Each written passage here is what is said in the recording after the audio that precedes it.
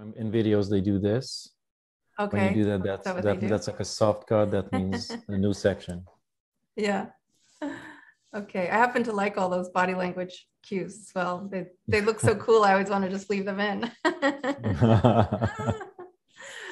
So, okay. So I want to welcome Robert Szentes with a existential transition wave.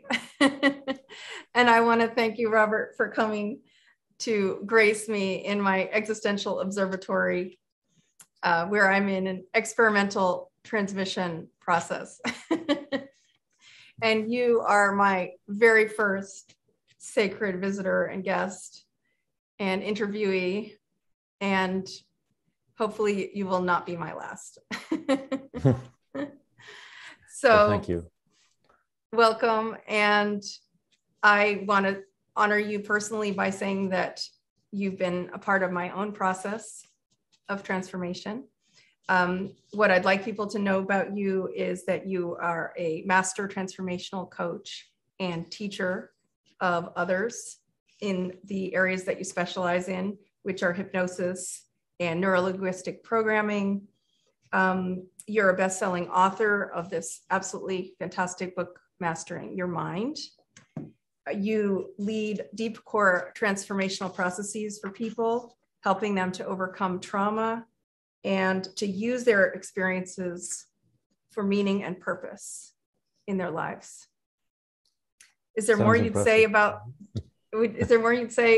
your bio, the gifts you like to give, or? Here's the deal. I could go on, and I honestly don't think that's going to make a difference. What I'd like to do is use my skills to actually help your audience and help you just transform from within, learn what it really means, because there's so much information out there. And the way I differentiate myself is like, yes, I have the information, but I focus on the transformation, and that's what's lacking. Because we'll get into it, I'm sure, in the interview, but transformation from here on, and what I mean from whenever we are making it, it's going to be imperative. It's always been important, but we can get into, like, I'll describe why it is not inevitable, why it is imperative, and how that will unfold, and what we can do to, like, really embrace the process and heal. Okay, wonderful. I will be sharing your website and links and contact details for you in the show notes, but just opening up in your bio, it talks about how you and your partner Uli went from broken to absolute vitality, happy, and abundance in a fairly short amount of time. Although, to be honest, it probably was a lifetime process in getting to that 1.5 years where you transformed. Would you be willing to share your story to inspire others about your process? Absolutely. I'm going to speak for myself and briefly talk about Uli's story. We are in our early 50s, and pretty much, up until like the mid 30s, maybe even to the 40s, things looked fine. 2.5 garage, American dream, the cars and the kids. And, it's just like the busy lifestyle. We both had corporate jobs. Money was there, everything was there, but inside, peace wasn't there. We compensated for it by, working hard and doing different things and acting confident. What happened to me personally at the age of 42, my entire world fell apart because all the traumas that have been unhealed, all my inner psychological and subconscious conflicts that have been unaddressed, everything caught up with me. And I ended up with a stroke, and I was partially paralyzed. And that was sort of a very frightening moment. It was a double-edged sword, if you will, because it was very scary, and most people would just give up at that point. This is, life is hard, life is this. They have some level of explanation. And the other one was, okay, I can transform, and I decided to transform, but I had no idea what that meant. So I met mentors after mentors and teachers and therapists and coaches, many of them. Can I just pause you to be sure we understand the timeline of your process? So are you saying that when the stroke happened, that's when you began a deep dive in your transformation and you went and met the mentors, or had you Correct. already been doing that? Well, it's a really good question. I'm glad you asked that, because even when I was in my mid-20s and on, I had physical pain and emotional pain. I just didn't know what that meant and what those were signifying. So I went to psychiatrists, I went to yoga classes, even doctors. I had all kinds of medical exams done on me because I had very severe digestive pains. So even though I didn't speak the emotional, the complexity of the emotional description of the emotional problem, I had physical symptoms. My body was speaking for me. And 30 years of that, nobody could give me the answer. Okay. Today, like over a decade later, I know exactly why. And apparently I was the one that developed the answer to all of these very deep trauma things, if you will, you know, the physical pain, the relationship problems, the financial problems. I had them all. So the timeline, I went to therapy for 30 years. That was prior to when I was 42. And then I'm 53 now. So, you know, it's the last 11 and a half, almost 12 years. I dedicated my entire life to dig myself out of the hole I dug myself in. And then in the process, I learned some amazing things that are not taught out there. And I share and I organize this material, and I focus on people who are on a similar journey to mine, meaning who want to go all the way, who value themselves enough and their life enough where they want to change. They want a positive change, even if it's not the most, or not the sexiest or the easiest thing to do, because transformation is, necessary, but it's a rough thing at times. And you know, can we drill in a little bit to that section where you had the breakdown? Because I have a feeling that out of that is where everything emerged for this, all the things that you're able to offer now. You said that you had the stroke and then you began the search for answers. And it sounds as if you had been searching for answers really already for quite a long time. So when things came to a head with your stroke, what new places did you go, or how did you find healing at that point? Okay, really, I'll give you a simple version. Whenever something happens to us, like really shocking, really traumatizing, part of us falls into the victim consciousness. Oh, why me? What's going on with me? But the other part of us, and this is a really helpful part, that is becomes raging angry. Or there's a very angry part of us, a raging angry part, that was finally, instead of being suppressed, it said, okay, what can I do finally now to change things? Okay. Because I was frustrated, I'm talking to obviously you, and you are on your path and you have certain encounters. If we don't find what we are looking for, we become really frustrated. So that energy is what fueled me. Yes, I had the victim consciousness. Yes, I felt sorry for myself and all that. But what was more dominant was I wanted to do something about it. And I felt that this time I was out of options to hide and find excuses to not go for the real thing. Because that's another ego mind thing in our subconscious, that our ego likes to sort of soften things and direct us to solutions that are actually not solutions, only halfway solutions. So that is that's what happened. And, that anger then allowed me to open up, because I'm a very private person. And then I started asking questions from my friends, like, okay, this is what happened. What do you think? And they gave me a DVD, or they gave me a video. And I watched, some of these people who were teaching hypnosis, or teaching quantum hypnosis, or teaching the spiritual psychology. And they did demos in their videos, like demonstrated, certain things, how to help people. And I said, you know what? Whatever you did in 5 minutes, I was looking for 30 years. And I was livid. Why isn't this mainstream? But at that time, we all have that. I realized mainstream isn't really there to help people. So then I said, okay, I'm willing to discard everything that I've ever known, all my failures and all my frustrating experiences. But from now on, I want to focus on people that can actually help me. And it was a narrow search.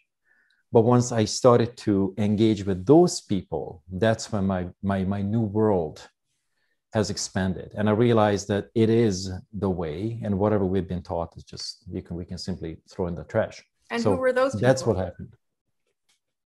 Who were those people? Mm-hmm.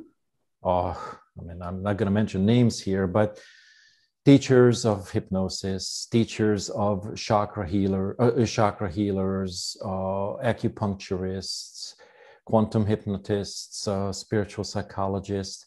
And there were hundreds of people, hundreds and hundreds of people, that I went to coaching for and therapy for and also learned from. And what I do today is, of course, my main objective was to get out of my own pain.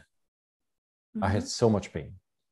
And I didn't know I had so much emotional pain because it is a foreign concept to most people. What do you mean emotional pain? Suck it up, get over it. But I had such brutal, excruciating physical pain, which turns out there's no difference. Physical pain is a result of unresolved emotional pain. So, I went, I learned, and then I developed my own angle, because whatever I learned helped me up to a certain point. And then I realized there's more, because I am still in pain. I'm still not fulfilled. I'm still not who I want to be authentically. Okay, it hurts in my belly, it hurts here, it hurts everywhere. So physical pain was sort of my best friend and also the enemy that I had to live with and master and then transcend, if you will. So that today I'm perfectly fine, pain-free. And I understand the steps that we need to take there to become that. And one last thing to answer this question is, why is this important to be pain-free? Because most people think it's okay to be in pain. Well, pain is part of life, but suffering is optional, And I don't like to suffer. I'm sick and tired of pain, and I really want it out. But here's the cool thing. When you're willing to look at the pain points, you actually will become much more empowered. Your finances are going to shine. Your relationship are going to bloom. Your relationship is going to bloom, or relationships are going to bloom. Your career and everything in your life is just going to become so effortless because you're not doing the fight. The ego is not fighting the world. The wounds and the traumas are not defining who you are.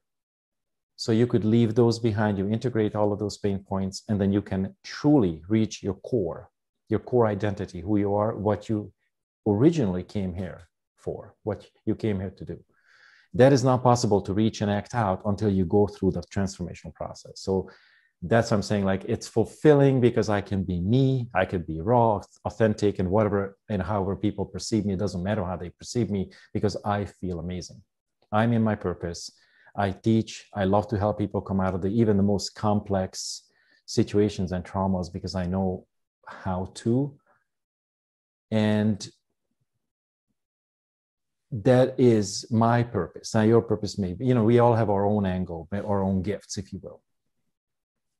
And would you say that your background as an engineer had allowed you to format your understanding as you went through this kind of warp speed transformation with so many people assisting you? And at the same time, would you say that you were also kind of synthesizing what you were learning from the process? And then maybe, as you said, you came out of this with an understanding that allows you to offer similar transformation to others. What would you say about that overall?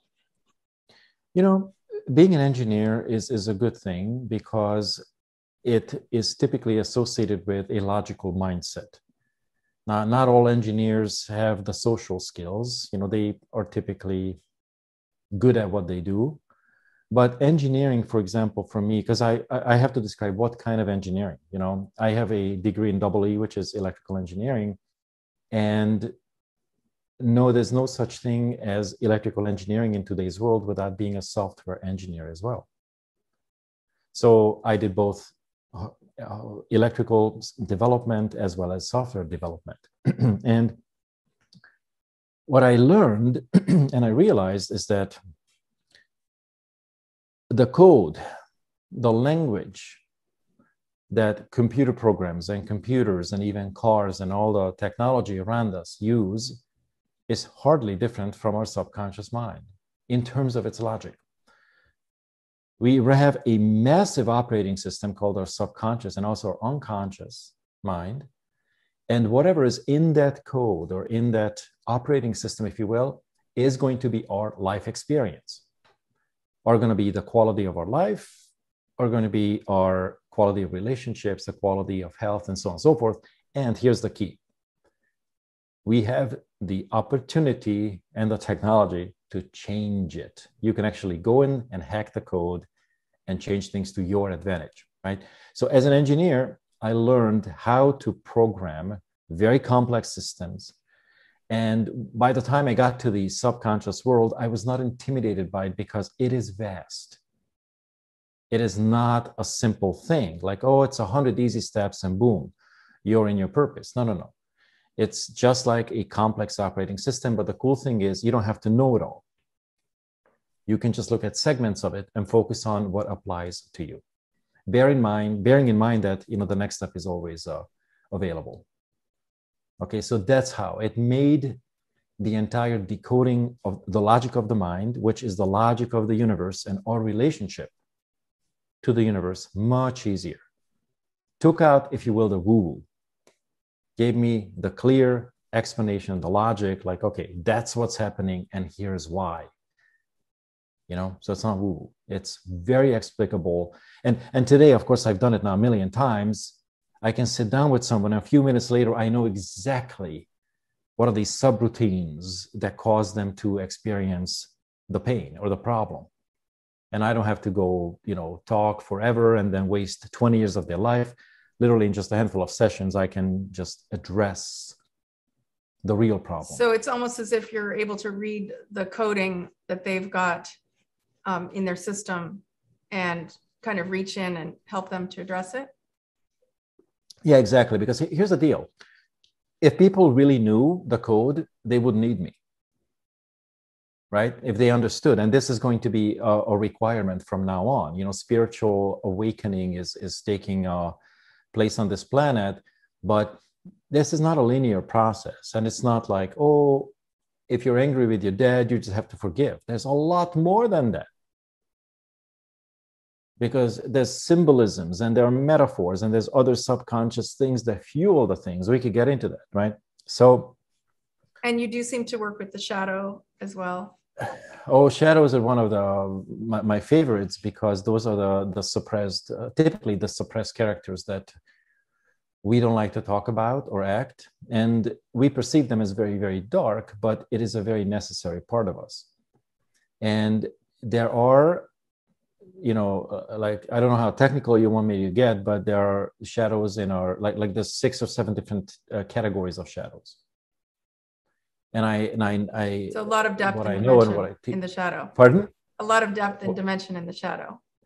Yeah. It's there's tens of thousands of them. Some matter right now and some don't. And what I focus on is like helping people understand that there's no such thing as a problem. It is only a problem because we haven't found the right solution yet.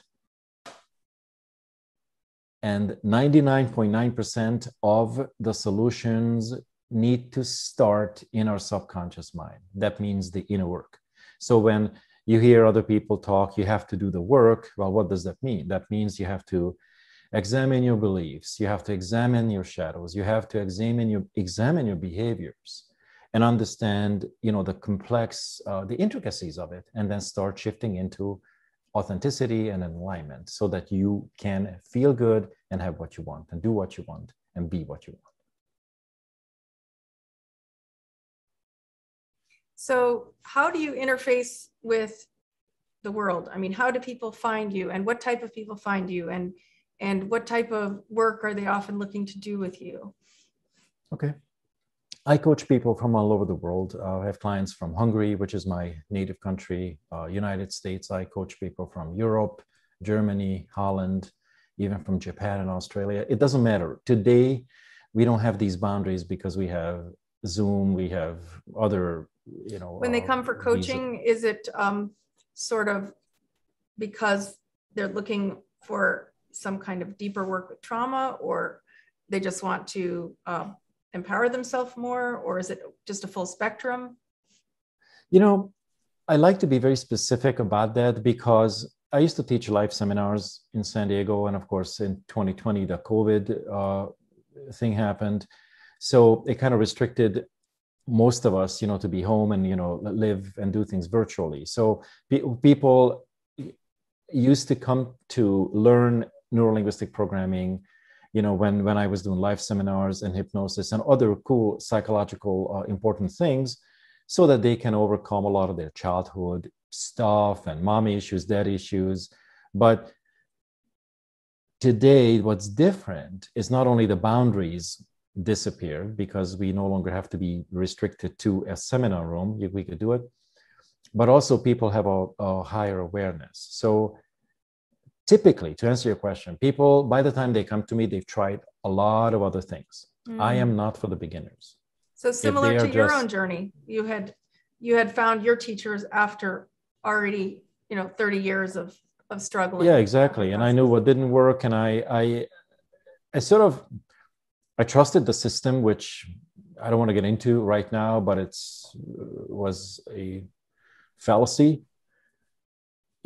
So I started to realize that the truth are carried by very, very few. Most people are horrified and afraid of the truth, but those ones that are not afraid to speak it and they train their subconscious mind to own it. I had to work on that too. Then those are the people I enjoy hanging out with. Now, in terms of who come to me as clients, the ones that want to improve their relationships, the ones that know that they have unresolved traumas and they tried a bunch of things and it's not working. People who come to me are the ones that want to learn real coaching, not just a superficial, tell me how you feel kind of stuff. It's important to tell me how you feel, but I'll tell you why you feel that way. And I'll give you the logic of it that hardly anyone in the world knows. And once you work with that, then you will feel awesome. Okay. Mm-hmm. So people that are sick and tired of being sick and tired come to me. It's almost like I'm at the end of the rainbow. Mm-hmm.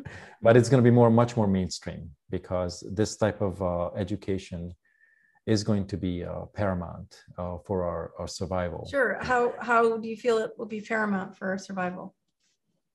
Well, there's a lot of things that people don't know.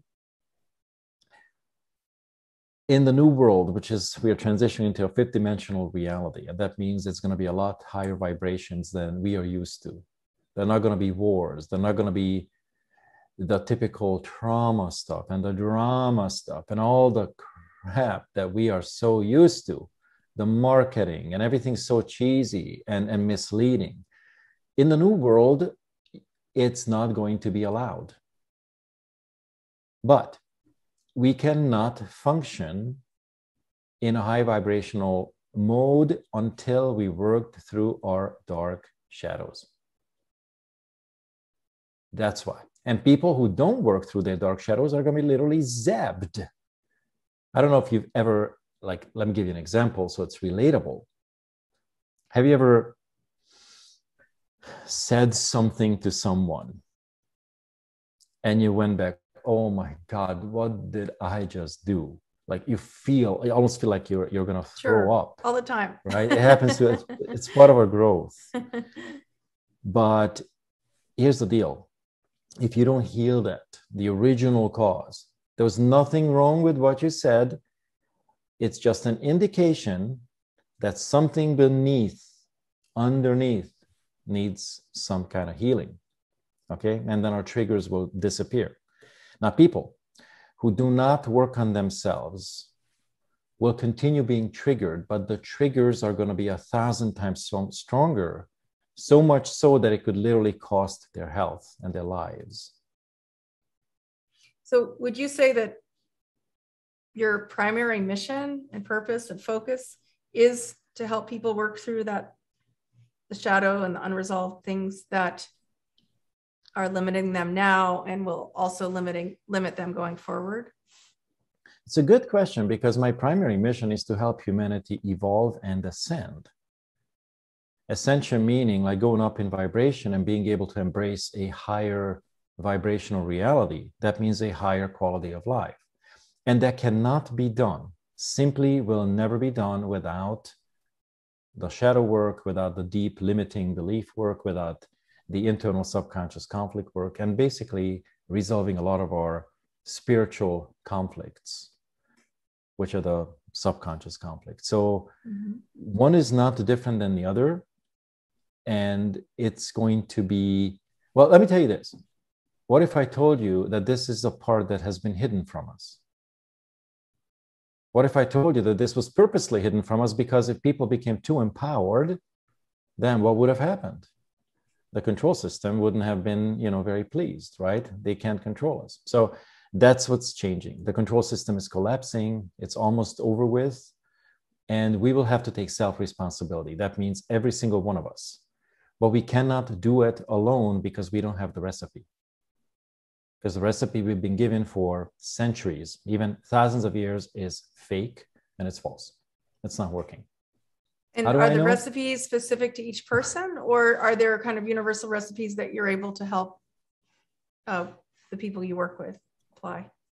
There's a universal recipe in general, and then you have to also understand that you are unique. You have to go through the universal healing and then understand how to step into and own your uniqueness in a way where it's authentic, not obnoxious. It's functional within the new framework, meaning that you're fulfilled. Kind of like an upgrade.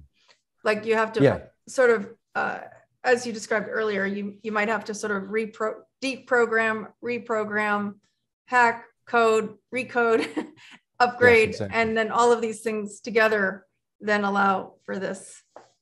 Exactly. Kind of and just like anything you do, let it be cooking or coding or whatever, anything we do, we have to test it.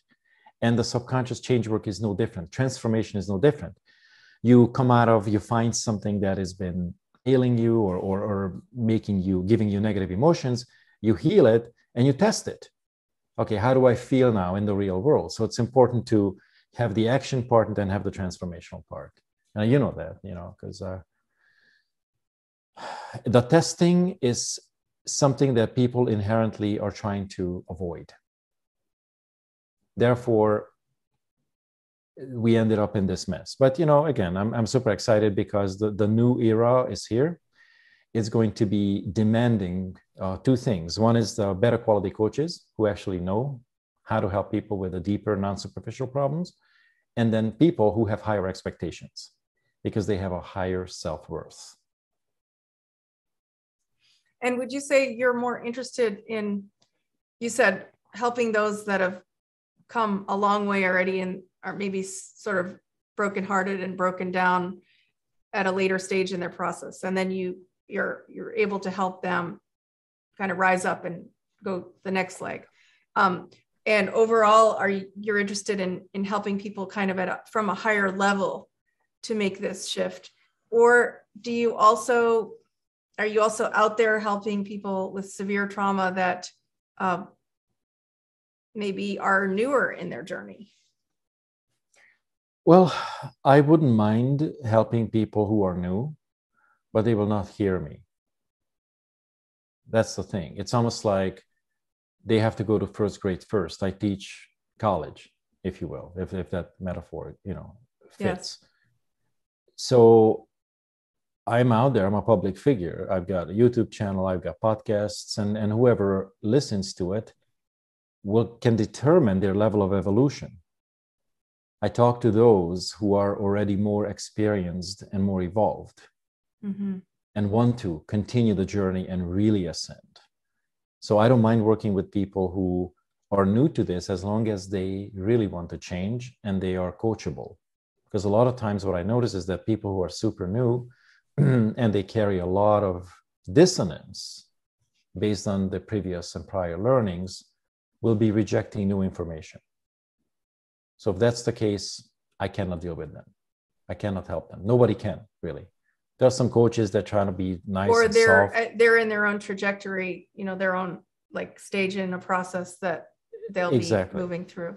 And they have to make some tough decisions and, to they can either upgrade or not, then something else will happen to them. So I focus on the ones that take this seriously and really want to find their purpose and really want to heal and not just talk about things. That's a big difference. Not just talk about, but do something about, and have developed the courage. And this is also important. Develop the courage to grow outside of an old comfort zone that was actually a death trap. Death trap in what way? Whenever you don't grow, you're dying. Most people live very boring lives. Super boring, predictable. But the problem is that it's not a judgment. Whenever we live predictable and boring lives, it leads to complete failures, disillusionment, and also illness. We actually are creating our own problems by not growing spiritually. So that's what I'm saying. And do people like find you when they're really in a bottom, in a death trap like that? Or? Well, again, many do, and those who do are very grateful, and the ones who don't, then we have interviews like this so they could, learn, right? It's been, I am not your typical rah-rah, obnoxious, noisy marketer, because the difference between my teachings and my coaching is that I hold my clients highly accountable and highly responsible for their transformation. It doesn't mean that they are alone. If I will take their hand, but they will own, because they still have a choice to do stupid stuff. I will help them unwire, help them discover and unwire the destructive things, and help them reprogram the mind so they can start accepting a better and new reality. But ultimately, they need to learn empowerment. Without that empowerment, their ego is going to throw all kinds of tantrums and fits. I said, this is hard, or this is this and this. No, it's not. You have to learn about the ego, you have to learn about the mind, you have to learn how you got here, and you have to learn how you can come out of it and own it. And that is what I keep referring to as it's going to be imperative, it's going to be paramount. People cannot escape. This has been, sort of almost an option that people have been doing for centuries, meaning they always avoided the truth. They avoided the real transformation. And that's an ego trick. It always gives us just enough where you feel better. Give it another 5 years or 10 years, boom, the bottom falls out and we are back to trouble. That's why I don't do the superficial things. It's like, I have my own focus and I have my own skill set, which is, if you want to go all the way and feel awesome, then I'm your guy.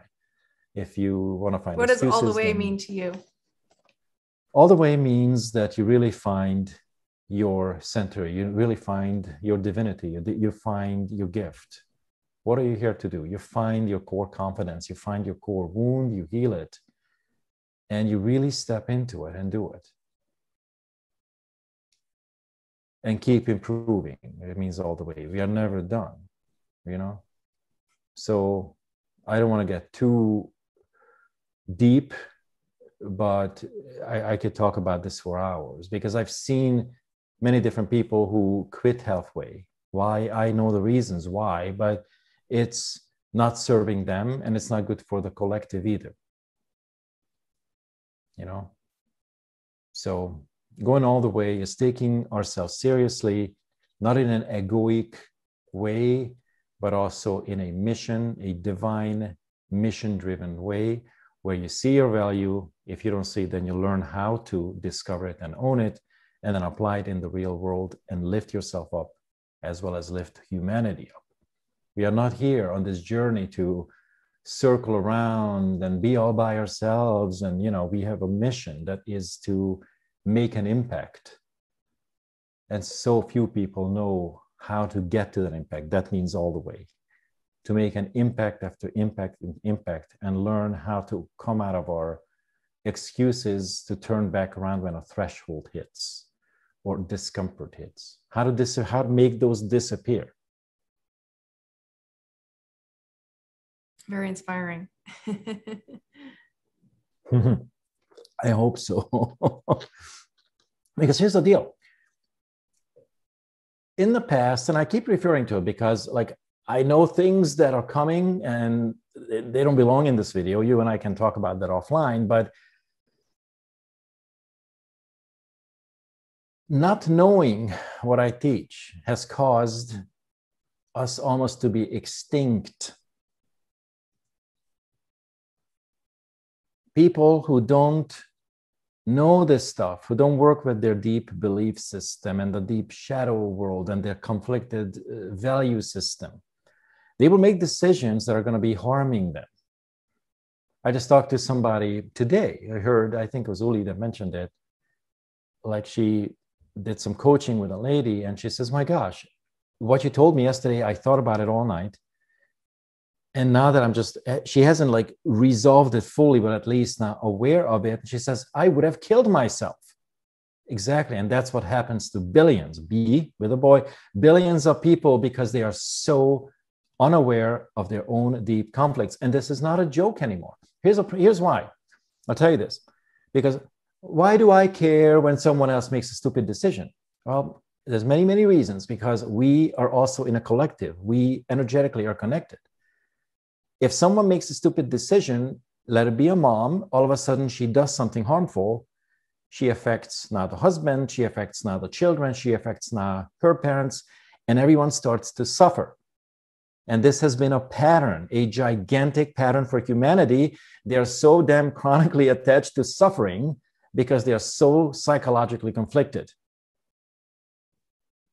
Okay, this was just one simple example, because people have millions of ways to, do stupid stuff and self-destructive stuff. But I'm telling you, if people learn this, they can, and actually it's going to be a requirement. It's going to be mandated. Mark my words. They need to examine a lot of the family patterns, a lot of these ancestral patterns, a lot of our past life and astral patterns. I know I'm going beyond the scope potentially of this talk, and then heal a bunch of these stuff so that we no longer reproduce the negative results that we never solved in a past event. Okay, that's the thing. Whatever we don't resolve, we continue doing and creating. And then we create problems. We actually suck potentially the good people into our problem. And that's another dangerous thing. So that's, it makes I me think think of the example in the Native American trackers and stalkers. What they would do is, as they would walk a trail, they had the ability to actually erase their own footprints as they went. And it sounds as if you're describing something similar, that in our own journey to also be pivoting and clearing the baggage behind us as we proceed. I don't know if that fits. No, I like it. Here's the thing, to keep things very simple. Everyone has baggage, but it doesn't mean, it means actually two things. One is that is part of your evolution. The baggage is there to serve for you to see a blind spot. And then number two is for you to grow from it. Now, these are very common expressions. Grow from it. I teach the how. What I do is how to grow from the baggage, how to grow specifically to do all that. But I like what you said. Exactly. It's like, because if we don't grow from the past, if we don't, clean up the tracks, then we're going to create problem upon problem. Well, and as you said, grow from it is almost a cliche term, but it applies literally to what is our own, what is the baggage we're carrying, what's in our bag, so to speak. Exactly. And what's the message? Yeah, it's almost like as we're walking, we have to unpack the burdens and the weight and the baggage that we're carrying, lighten our load, and then and then of course, clean that up and then continue moving forward. And that's, again, back to that thing. What does it mean, go all the way? Never stop means go all the way. Continue learning. So I have a kitty that just showed up from a sleep. So great. I was afraid that he was gonna scratch me or something. It's a cute little guy. What is going all the way for you in your own process? Well, right now, obviously, I can only see so far, but what it means to go all the way is to continue becoming an ascended master, to serve God, and to serve humanity in this next phase of evolution, transitioning to the fifth dimension. Okay. Only and that. after that, pardon? That's all. What? That's all. Oh, yeah, right. Yeah, sure. For now, this is what I can By see and tomorrow.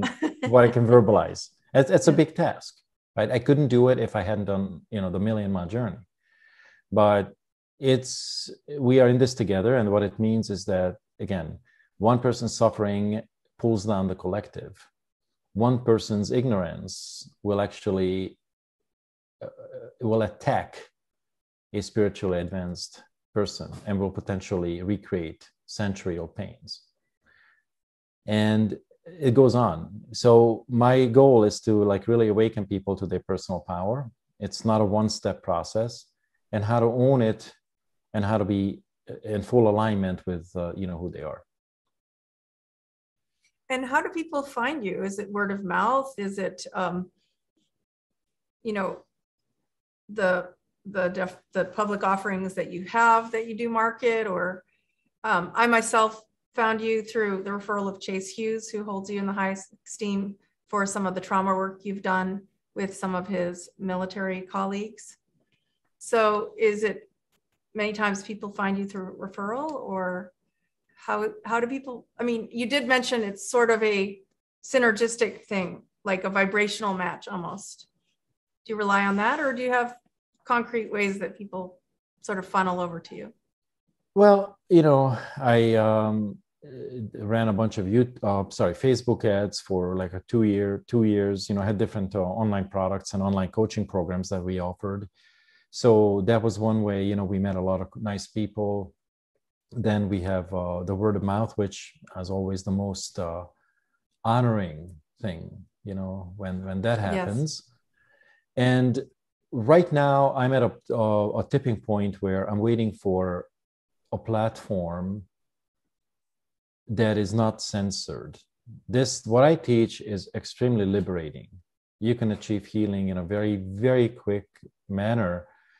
So we're looking for a non-censored platform, and Facebook isn't that. And we are starting a brand new channel on Telegram. Telegram is an app. It is a non-censored media, and I'm going to, I think it's called, I will have to double check it because it's brand new. It's practical spiritual, you're telling me, well, tell me. Practical spirituality and subconscious transformation. And so it's going to be on Telegram. We're going to have daily audio clips. And then we also set it up so that people can ask questions, because that's what practical means. Instead of me talking about what is consciousness and then drag it out for 3 hours, it's not very helpful. It says, look, one question already heard, like, okay, I keep having this pain in my chest. What is it?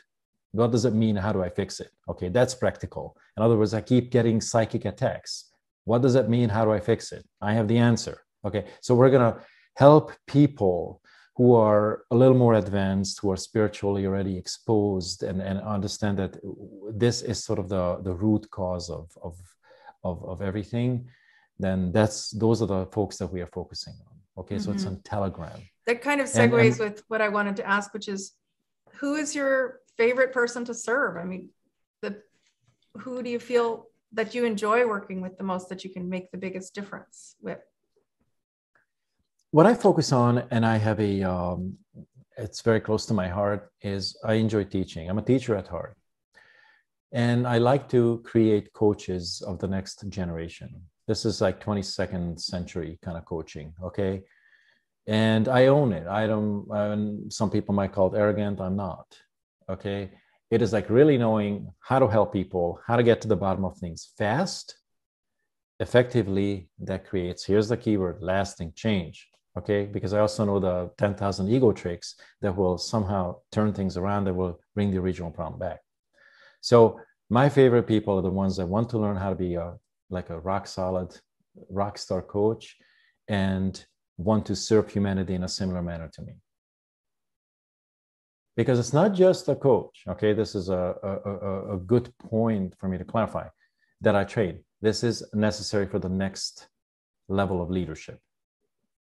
So because a good coach is a good leader. You'd like to take people to the next level, but you'd also like to multiply the ability to do that by training others to also do that in turn. Yeah, I mean, I'll tell you some cliche sounding spiritual expressions, but sharing is caring, right? And part of the Care Bears. But part of the spiritual growth is that, do you think I have the bandwidth to help billions of people come out of what's yet to come, the pain and the trauma? Do you think I alone can do that? The answer is no, absolutely no.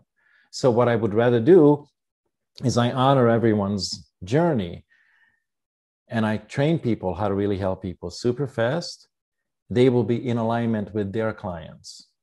They have their own unique vibrational pieces, and then they can spread the healing and in the new dimension, in the new world, which is not that far out. People will not be able to survive if they are not healed. It's that simple. Okay, so that's what I do.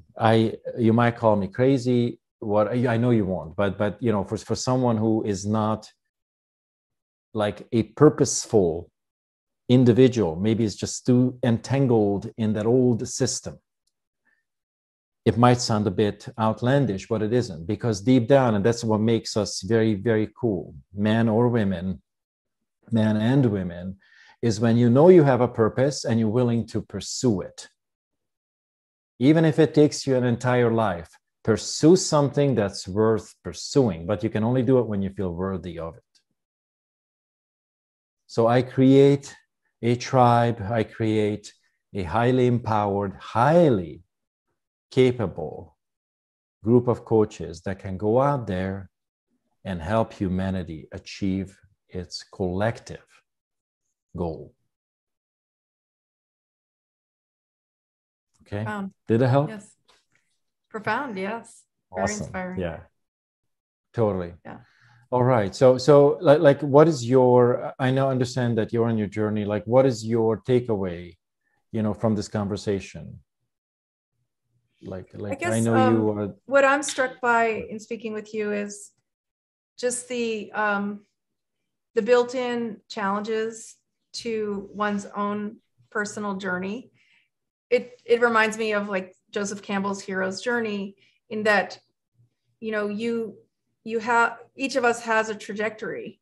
And so that you had those 30 years that you were even working on yourself. And then you still had this really intense breakdown. And that intense breakdown, or dark night of the soul, then triggered almost like a reboot of the transformation that really, it was really an accelerated form of that. And yeah. I feel connected to that. And also that when you went through that dark night of the soul, that bottom, we could say, and you applied yourself with, everything in your being, that you came out of that not only transformed, but able to serve. And that all of that rhymes for me. Yeah. I was born to parents that were spiritual seekers. I've been meditating since I was 3. I've followed a lot of teachers and really struggled a lot, like a cat in a paper bag. I've struggled with all my crap, and to the point that I'd gone as far as I thought I could go. And then I was in a 4-month lockdown alone in India in 120-degree heat. And the circumstances put me in this sort of internal pressure cooker that was its own kind of form of what you described, where I realized that it wasn't a physical stroke. It was more like an external stroke. And I realized that I had to break through somehow. And it set off, the last year has just been very intense transformation and almost like warp speed, sort of dismantling and remantling and finding my way to be myself as authentically as possible and hopefully contribute in some way to the process of others. And I hope to explore that you'll see as how an much existential it's detective. worth it. So. Yeah, I love that, existential detective. I love that because in a way, that's what we are all expected to be. Figure out why we have what we have and how we can improve. And then most people only focus on strategies, which is fine. It's an important piece. That's more the action part. But what I also teach is like what created that and what your strategy will lack if you don't do the subconscious work, because it's always going to be somehow compromised. And you know that. I love what you're doing. And I really would like to say it from the bottom of my heart that I applaud you, because it takes courage. It takes a very different kind of courage to get in front of a camera. Some people can naturally do it, some can't. I was one of them. Yeah, it's the last thing I choose to do. I mean, I'm an introvert. I've been kind of hiding from life and hiding myself.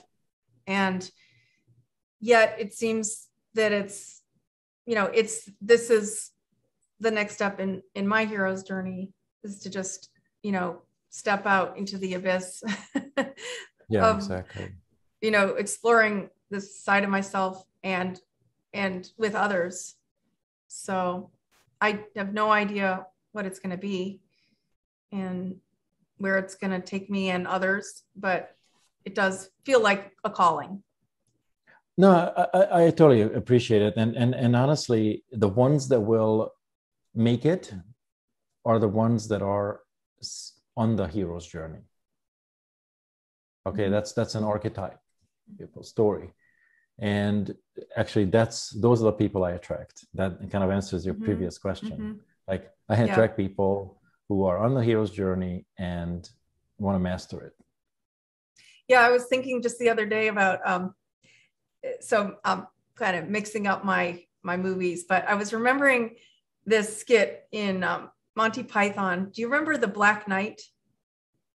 Not so like it was a character in one of the Monty Python movies, and it was portrayed in kind of a negative way, in that it was a knight who was very arrogant and tenacious, and he was losing a fight, and the other knight was severing him limb by limb. First, of course, I haven't seen it in a while, so I'm going to botch the story. But basically, it reached the point where every time he was, a limb was cut off, he would say, well, I'll get you this way. He'd take another limb and he'd try to fight back, to the point that he was just a stump. And he was just, it's really gruesome, but hilarious. So it's just him, and he had no arms or legs, and he was a stump. And then he said, come over here and I'll bite you. And he said, I always triumph. He said, the Black Knight always triumphs. And it was absurd kind of portrayal of the ego, but it came back to me the other day as almost like the tenacity of a true seeker, that, cut my left arm, cut my right arm, cut my legs. I'm a stump, but I'll still keep going. Yeah, exactly. But I love that, and that's what you have to be. And of course, the biggest challenge for people who are not, don't have a spiritualized mind and a trained mind, is that they will interpret at first everything from the physical perspective. Oh my gosh, losing an arm is very painful. It's just a metaphor, right? Oh, losing a leg. And that's exactly what happened during, this pandemic. A lot of people got freaked out because they lost their freedom. So they perceive. Well, there's been infinite varieties of loss, and just tremendous loss. But that is an ego trick. If you don't learn how to properly process losses, we're going to focus on losses a lot more than gains, and we're going to ruin our own lives because we'll do anything out of desperation. So it's another thing I teach in my advanced courses, in the quantum transformation, like that's one of the hundreds of steps, but how to actually look at your perception of losses and null them, neutralize them, so you will not make desperate decisions. Therefore, you can actually move on and gain finally, because whatever we focus on, we multiply. So when people focus on, oh, I don't want to lose my freedom, I don't want to lose this, they're actually going to create that. And in order to not create it, they will fight. And that's what I'm talking about, like this inner psychological battle that most people are in. Mm-hmm. So I imagine, you know, in my own journey where I've gotten to, I imagine that this is what you take your clients through as well. Because what you're describing is that you stop them from kind of falling backwards into it. What I also think you probably, like, I've had to learn to utilize it. It's like the Black Knight, you know, he loses an arm, so he goes to the other arm. It's like, just keep pivoting and even utilize the thing that's hit you as some kind of psychic fuel to fight a little bit harder again. Yeah, exactly. I like the description. And also, if you think about it, just from the description of losing a limb, losing an arm, losing legs, is basically, you could also look at it, give it like a metaphoric meaning, such as you lost everything that you could do things with, but your core is still there. It's still feisty. It still wants to live. And that's what's missing. And that's what I help people with. Mm-hmm. How to reliven or re-establish the core with your heart, with your heart in it, so that actually life is going to be worth living. Come out of the routine and the boredom. Fantastic. And the core also, I would imagine, is what you were calling the truth. It's also the hero's journey. It's the person's own mission and purpose. It's complex, you know. It takes guts, but there's no other way. And, you know, sometimes you have to like retreat and pant, because, you know, you go, oh my gosh, I didn't realize I have so much power. Put a tourniquet on the arm that you just lost. Exactly. You kind of go back and reassess and reevaluate, and then come back and then, you know, continue. So, yeah. So not for the faint-hearted. Well, life isn't for the faint-hearted. We've been given too many opportunities to play soft, and those days are gone. Okay, we can no longer get away with it, because the softness led to cowardice, it led to conformity, it led to all kinds of self-destruction, and it's not acceptable anymore. And I'm not the only one saying it. You know, it's like spiritually extremely high-powered people are saying it. This is going to be mandated. People need to heal themselves, and heal themselves the right way, you know, and then do something that's meaningful and good. Great. Awesome. Thank you so much, Robert. What a privilege to speak to you. Fun. Thank you. And I'm extremely grateful for your place in my life and in my hero's journey as well. So you're so sweet. Thank you.